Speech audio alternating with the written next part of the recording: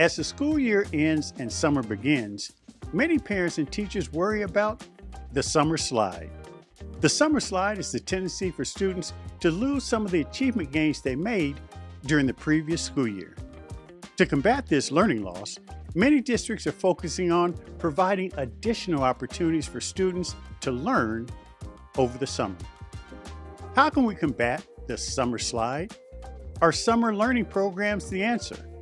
And how can we ensure that all students have access to these programs? This is what I want to know. And today I'm joined by Aaron Dworkin to find out.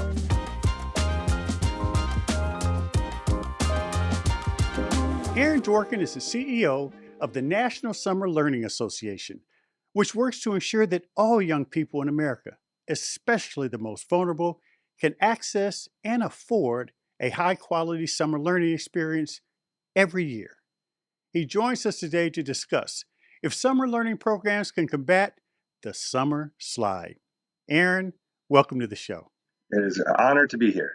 I tell you what, Aaron, I have checked you out. By the way, I don't have your ATM number, but I have checked you out, and I know that you have had a passion for working on behalf of kids. So the first question that comes to mind, someone with your talent and skills, what drew you to this kind of work? Because it takes a special something to dedicate your life to working on behalf of kids. Well, again, thank you for the chance to be in conversation with you, Kevin. I'll share two quick things on this. One is, as a little kid, I grew up in northern New Jersey, but I always say between 7th and 10th grade, for various reasons and life circumstances, I was in 5 schools in 3 years. Oh, wow. I was in a small little parochial religious school. Then I was in a bigger, public school in my town. And then my parents split up and I moved with my mother to Los Angeles. And then my parents got back together and I came back to a school for a different high school. And then my brother and sister, one of them finished college. They had a few extra dollars and for 10th grade through 12th grade, they threw me into the fanciest high school, private high school. Oh, wow. In the area. And I had a front row seat to what some kids have in education and what some kids don't. Wow. And I saw all the opportunity gaps that we talk about. It was on full display. In some schools, I was the wealthiest kid. In some schools, I was the poorest kid. In some schools, I was the brightest kid. Some schools, I was the most struggling. Like I saw Wow. and I saw what resources people have to help them and what resources people don't. All right there. And then so a couple things happened. One, I got very good at making a lot of friends quickly. I got pretty good at playing basketball and being a point guard and passing the ball so people would become my friend, which played out for me later on. But when you see all the disparities, there they were. I showed up at this fancy private school. I did very well there. I was the only one who appreciated it. Everybody else had been there since kindergarten. They were sick of each other. They were sick. I'm like, do you guys know how nice this place is? All the teachers really liked me. So there was that to see right there. I saw that. The other thing was I grew up in a family that didn't always have all the resources, but they always believed in kind of all the extracurricular activities. They spent whatever dollars they had. They put us in every program, signed us up for everything at the rec center, the Y, a camp, a job. And they made sure that me and my brother and sister had all those opportunities. And so when I finished college and moved to New York City as a single guy, this idea of giving young people opportunities so they have options and not just giving kids chances, but giving kids choices, that was something I benefited from. And that was something I felt I was in a position to try and offer to others. Aaron, that's fascinating. And I think your perspective is so important because so many people are through no fault of their own, just based on background, demographics, parentage, what have you, are in their own bubble and they don't have that varied perspective. But to hear you talk about the fact that you saw it all, you identified with different subgroups or categories of kids, it rounded out your perspective in a unique way. And it's also telling that after having that experience, you found it important to dedicate your life's work to helping kids. You mentioned basketball. We've talked about it, and I was an athlete. By the way, I was a shooting guard, so I wasn't passing. Just so we're very I clear. would I would have loved to be on your team. Yeah, I would have given it to you every second. That would have been great. I was not passing the ball, so I'm not as altruistic as you by nature.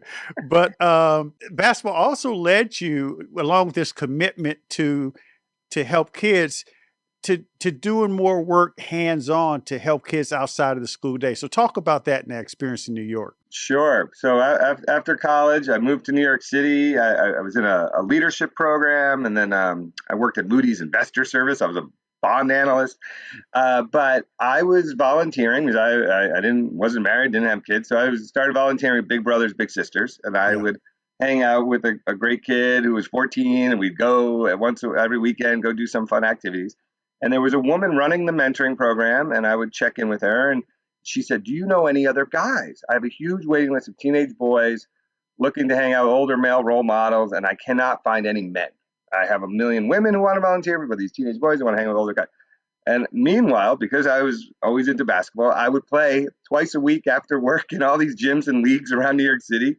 Hundreds of men, mostly men of color, all college educated, great jobs, but they all thought they were too busy to volunteer with kids, but they all made plenty of time at 7 o'clock on Tuesday to Thursday to play basketball. So as I say, it didn't take a rocket scientist. I was like, I could help you.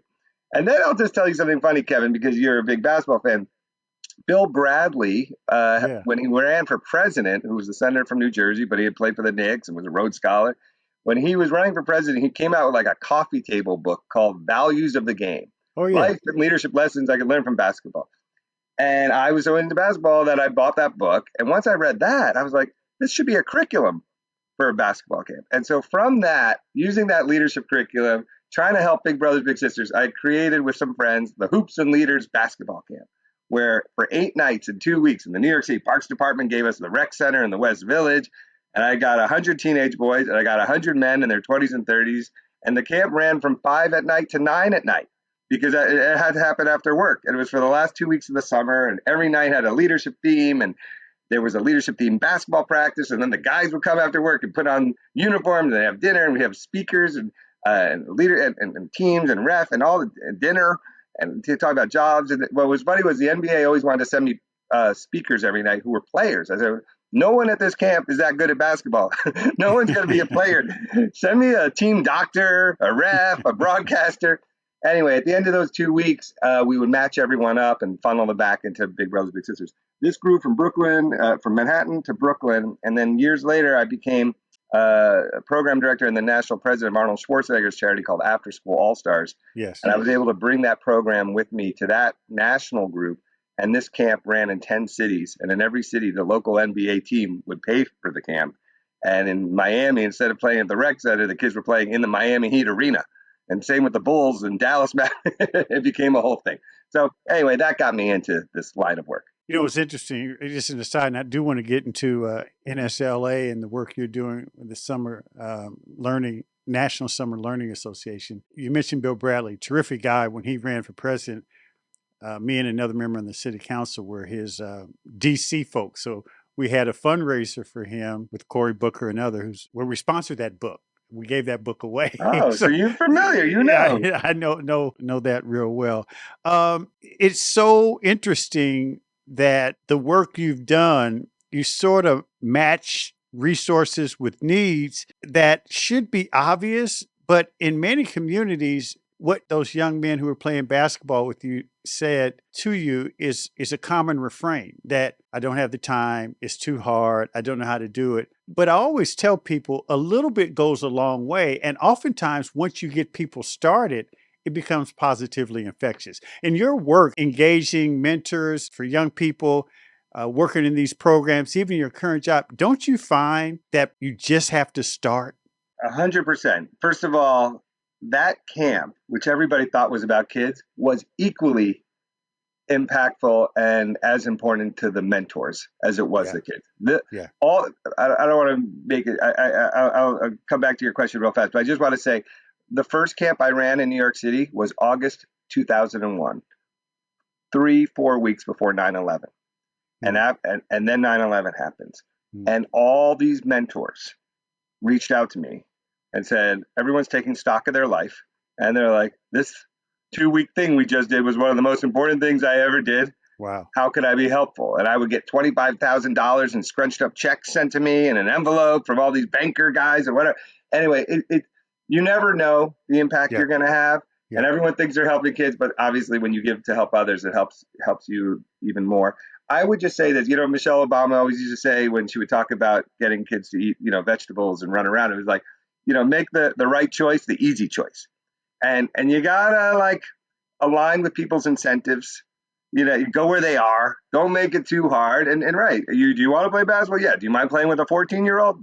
Sure. Do you mind talking to them about your job in college? Okay, I get. You got to have dinner anyway. So it's like you gotta, you make it, and you make it fun and make it not too difficult. I think to your point, I think that we are blessed in this country to have so many resources and so many organizations and so many millions of great people who want to help kids, and they don't always connect. Yeah. And their lives could be made much easier if they would be coordinated. And so I have a luxury of having a perspective of knowing what people are doing. And so I've always been kind of this creative matchmaker trying to bring more resources to kids. To that point, let's talk about the National Summer Learning Association. First of all, talk a little bit about your work. And it's so clear it's needed. COVID led to a spotlight on the learning gaps that exist in schools. But you and I both know that those learning gaps existed well before COVID. But now there's more attention to it. And people talk about this summer slide. But the reality is, for many kids in American schools, those deficits exist throughout the year. I have found, though, and seen that if a kid is in a robust summer learning program, they can not only make up for some of the gaps that exist just because of the summer slide, if you will, but also it can help them establish solid footing going into the next year. Absolutely. So, so I'm currently and have been for 5 years now, during this COVID period, the CEO of the National Summer Learning Association, which is a mouthful. So we call ourselves NSLA, just Yes. to abbreviate that. But the group's been around. We just celebrated our 30th anniversary. So it was started by professors at Johns Hopkins University. If you heard the phrase, as you mentioned, summer slide, summer learning loss, that comes out of research done by our organization, by these professors who tracked thousands of students in Baltimore for many years and could see that if you were higher income, you had great opportunities in the summer. We educate everyone during the school year, but then the summer we stop. And if you have resources and you're fortunate enough to be near programs and family can afford programs, you go and you keep learning in different ways and growing, and that's great. And you're ready for school in the September. And then for millions of kids, they fall behind. Don't have that, and they fall behind. So this has been very well known, but it's always been a niche issue in education. And then COVID happened, and everyone got stuck at home. And even I sometimes say for more affluent families, it was like this empathetic aha moment for summer learning, because they're working, they have some money, but they can't. They got their kids at home. They're trying to say everyone's like struggling. And I had a lot of people say to me, "Is this what happens for low income families in the summer?" I'm like, "Yes." You can hardly do it. Can you imagine you're working, your kids don't have programs? What are you going to do? So there's that. And then it became identified. It went, as I say, it moved from a niche issue to a national priority of our country to help all kids catch up. Yeah. So, Kevin, I'll even, if you just allow me for 30 more seconds, I'll just share it. It was so funny. I mean, it's not, none of it was funny, but it was like interesting that America shut down in March 2020. Yeah. Really. That was when we were like, okay, everybody stay home. So initially, I don't know what you call this, conventional wisdom, thought COVID might be a few weeks, might only be a few months. So at the very least, they said, all right, well, if kids were missing from March to June, that's about 3 months. Who has research on what happens to kids when they're out of school for 3 months? Well, that was our organization. We conduct research on that and all the negative effects. And then they said, well, now conventional, every kid in America is going to have to be in a summer program to catch up. Who has expertise and research and best practices and knowledge on what makes for a good summer program? That was also our organization. So every single leader in education, from a local school and a local nonprofit to the U.S. Department of Education to the White House, our phone did not stop ringing for like 2 years. Wow. And we didn't want to say it was a crisis for the world, but it was a crisis for kids, and we didn't want to say no. And we've been trying to help everybody we can, and we've grown. And Joe Biden mentioned summer learning as a priority in his State of the Union a couple months ago, and Secretary Cardona has come to our conference every year for the last 3 years. And our conference used to be 400 people. Last year was 1,500 people. And they say with all the American Rescue Plan funding, which we could talk about, that came out, there was up to $30 billion that could be used on after school and summer programs if you chose. And there's research that shows now that for school districts, summer learning was one of their top recovery strategies. Yeah. So we've been trying to work with everybody we can to help everybody reach as many kids, but we have a primary focus on low-income kids, kids who qualify for the free and reduced lunch program, almost 30 million students. Those are the ones that we want to make sure have these great programs and opportunities, and that's who we focus on. So, Aaron, what makes for a good summer learning program? A lot of different components, but we know what works. We give out national awards. I would direct anyone to our summerlearning.org website and look up our New York Life Award winners. We have almost 80 of them, and they're all different. But step one. So first of all, to define summer learning, in the quickest way, I would say, Kevin, it's if you take the best of the academic goals of summer school, so math, reading, STEM, and combine it with the best of the community building, leadership, team building, hands-on learning of summer camp. So if summer camp and summer school had a baby, you end up with summer learning. Okay. And that is really important because it can't just be one or the other. It can't just be certain kids get to go learn to play tennis and go hiking and learn a new language and take trips and do all these, get new skills, while some kids just have to do math and reading all day but don't get to have fun or have more fun with these enrichment activities. And by the way, if you're doing all these things in nature, you should also be reading and learning math and science. Mm-hmm. So how do we get people to combine? I think two other things that are interesting is all these programs, and I've seen programs built around debate and being a lawyer. The New York Times is running a summer program right now, Kevin, called the School of the New York Times, where families pay $6,000 to send their kids to eighth graders to go live in NYU dorms and job shadow reporters and learn how to be a journalist, and you're the food critic or the sports. I mean, there's so many medical schools are running. So there's a couple things. It's one, change people's ideas about traditional summer school. Historically, summer school was considered a punishment, remedial. If I told you or your kids or anyone I knew you had to go to summer school, everyone would say no. Teachers don't want to work in it. Kids don't want to go. Parents don't want to. Nobody was excited about that. So we had a whole reimagine summer school and summer learning. The thing that I would say is learning can take place in any setting. So it doesn't have to only be in the school building. So I think what's fun about a summer program is if you look in Boston, they got certified science teachers running programs for kids at the Science Museum, and they're getting school credit. You could do, all these different things. Like I was talking about the hospital programs. Mm-hmm. NIH is running a program for high school teenagers to learn how to be doctors. I mean, it's amazing what people are doing. But the real, besides the combination of academics and enrichment and real world and giving students a voice and a choice of what they want to learn and empower them to lead, is about relationship building. Yeah. And at the end of the day, the common trait that every one of our national award-winning programs that get all these great results, whether it was the Math Corps program in Detroit or Teachers in the Parks in Reading, Pennsylvania, where teachers sit on blankets under trees, it's that everyone feels seen, heard, and there's a sense of community where everybody cares about each other and everybody wants to come back every day. And that, I don't care if you do it through hip hop dance. I don't care what your angle is, what your focus is. That is what makes people want to come back. That's what makes people want to work in the program. It makes people want to fund the program and ultimately get results, academic results, attendance, mental health support results. And I've just seen it in all formats. What's interesting, Aaron, is that because of COVID, it shined a light on, as I said earlier, and we talked about the learning gaps that are there. Even well-to-do families saw, got to look under the camel's tent and, see what was going on in America's classrooms. But it also shined a light on some of the mental health challenges that these kids have. And there's a recurrent sort of theme I'm hearing from teachers and forward thinking educators, uh, sociologists, psychologists. And you said it, this idea of being seen and heard.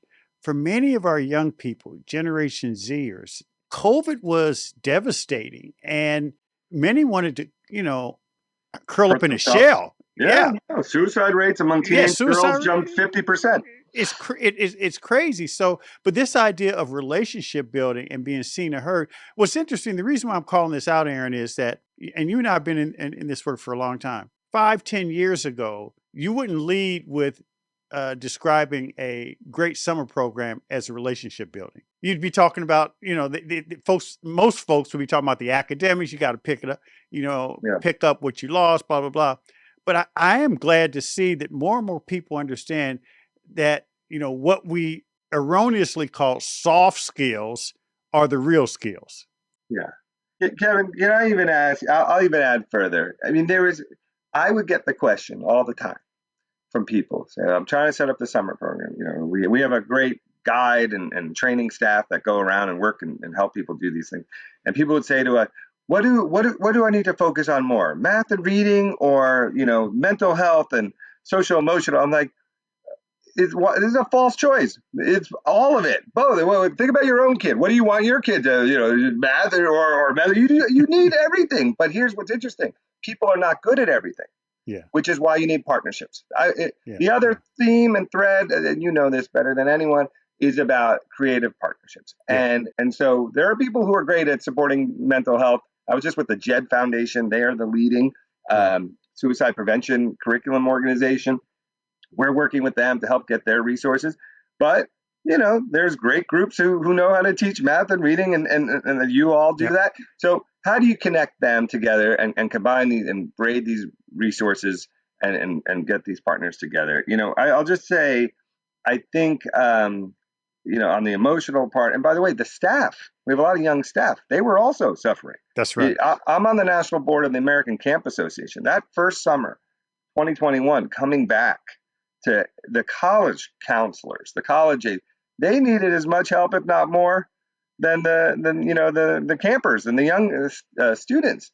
And so everybody was in a bad place from isolation. People lost their patience with one another. Things that I talked to a million camp directors. They were like, if your kid got into what used to be a small thing that you'd be able to resolve in 10 seconds, it blew up to a 10. Everything was like, it took a lot. We're still adjusting. We're still suffering. I'd like to just share real fast, though, a way we think about the why summer, for anybody listening who's an education leader or a parent, and we have other resources for everybody. But the thing that I think is interesting, we call them the 4 I's, and I'll go quickly. The 4 I's of summer, which is like the why. Simon Sinek always says, start with the why. So let's just take a step back and be like, why do summer programs matter, and why are they a good investment for all of us in our country? One, it's this time for improvement, but not just only for the students. All summer programs, great summer programs, double up as staff training. So when I was national program director of After School All Stars, 90,000 kids, and every time we'd come out with a new curriculum, if I wanted everyone to know how to use it during the school year, we created a summer program that everyone could the whole curriculum on steroids, and all the staff would get it and bought in and see it, and then So when you frame it that way, there are a lot of summer programs that are new teacher pipeline programs. Breakthrough Collaborative is one of the largest teacher prep programs there is, but it's a free middle school summer program for 3 years, but they will tell you that they are training new teachers. So it's good for everybody, right? The second is about innovation, which, Kevin, I know you care about. We think summer is the R&D time, the research and development time for the education field. If you have a new idea and a great new curriculum or new tool that you want to try out, before you scale it, work it out, test it out, make sure it works, and so you see a lot. And there's KIPP charter school started out as a 6-week summer program. I could just give you example after example. We think of it as one of the most unequal times, but one of the most entrepreneurial times. And I know you're a very entrepreneurial educator, but I think if you're someone who's entrepreneurial and cares about education, you want to work in the summer. These are less barriers to entry, and you can get these things. The last two that we've just touched on already is about interconnectedness. And, in education, everybody wants to work together, but once the school year starts, everyone's too busy. The train's left the station, nobody's got time. But in the summer, you got some time to plan and you can actually execute and implement these partnerships. And if they go well, they carry on to the school year. And the last I is about Yeah. impact, which we know at the policy level, the program level, but most importantly at the personal level. And I don't know, Kevin, I'd be interested in you. Did you have a summer program that had an impact on you or not? Or did your kids participate in one? Yeah, absolutely. My kids did, and I did as well. I found it very important and meaningful, and loved every minute of it. In fact, during college, I worked with Indianapolis Parks and Recs and ran a summer program. For There you go. so Aaron, I have one last question, and I must say I'm just so glad you're doing the work you're doing and the organization is doing the work that it's doing. But we do have a good number of parents that were listening. And this is what I really want to know. What advice would you give to parents who some have summer programs affiliated with their child's school, but some may be looking for the right program for their child? How do they start? Sure. So first, I want to direct them to go to a website that we've created called discoversummer.org. It has almost 60,000 program options. They should type in their city or their zip code, and all these different program options, affordable program options near them should pop up. And What's that site again? Say it one more time. Discoversummer.org. A lot of different options. There's Find a Camp, Find a Mentor, YMCA. I think what's also exciting to know is schools are offering programs, but there's so many community partner groups, like I've mentioned, that are running programs. And I think what you have to really do is know your kid.